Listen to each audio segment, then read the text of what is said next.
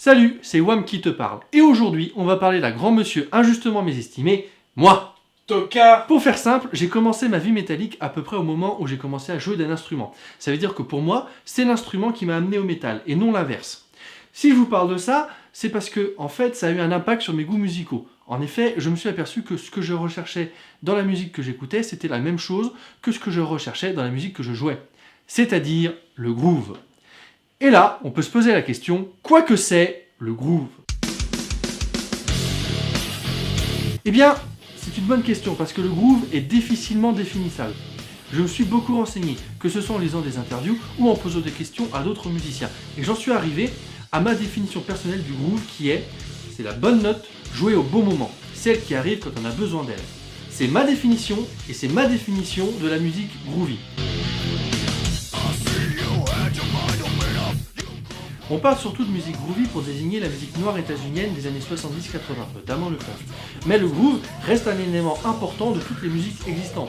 On en retrouve partout, même dans le métal. Et là, on va aborder un sous-genre de métal que je surkiffe à mort, le groove metal. Et pour ça, on va parler de Death Destruction.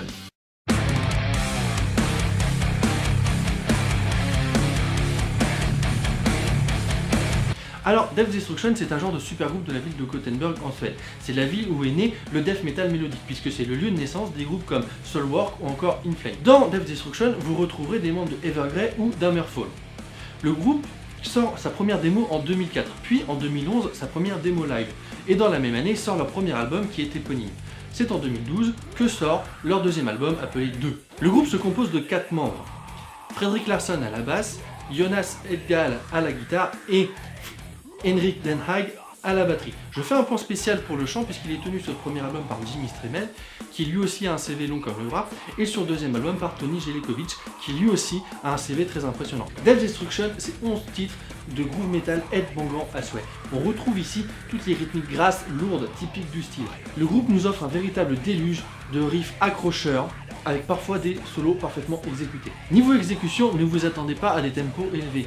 Ici, on est dans le groove metal mid-tempo, avec parfois des accélérations sans que la musique soit basée dessus. On peut entendre la basse ronronner, ce qui est indispensable quand on parle de groove metal. La batterie, elle, est inventive, sans être trop technique. La guitare, elle, donne le ton avec ses rythmiques grasses, lourdes, mais audibles. Le chant, quant à lui, est crié, hargneux, mais lui aussi reste audible. Bref, vous l'aurez sûrement compris, Death Destruction est un super album, catchy, ultra rentre-dedans, avec une pelletée de tubes, notamment Fuck You, tout en finesse, ou encore Mark My World. Il est temps de passer au deuxième album, 2. Les marques sur l'album, c'est des autographes. Bâtard. Donc 2, c'est le titre de leur second album. C'est recherché, tiens. Bref, changement notable, Jimmy Striemel a laissé sa place au chant à Tony Jelikovic, et ce changement fait apparaître une évolution dans la musique de Death Destruction. En effet, si le premier album est ultra rentre-dedans et très catchy, ce second album est beaucoup plus réfléchi et beaucoup moins linéaire.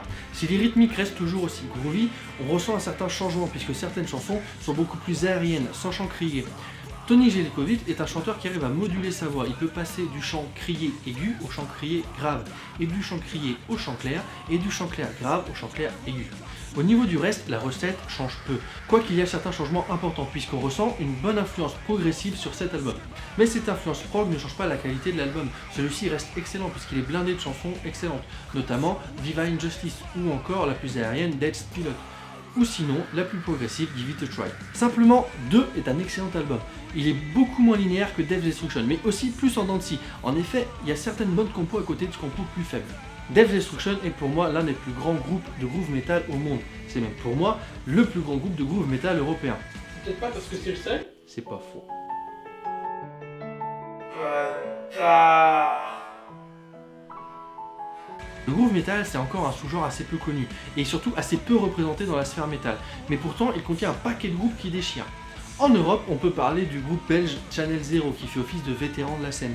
On peut aussi parler du groupe israélien Bet Sefer, ou encore le groupe Texas Hippie Coalition qui est dans un registre plus mainstream, mais qui sort quand même des albums qui déchirent. Voilà, c'était Wham qui vous a parlé, à plus pour un prochain épisode.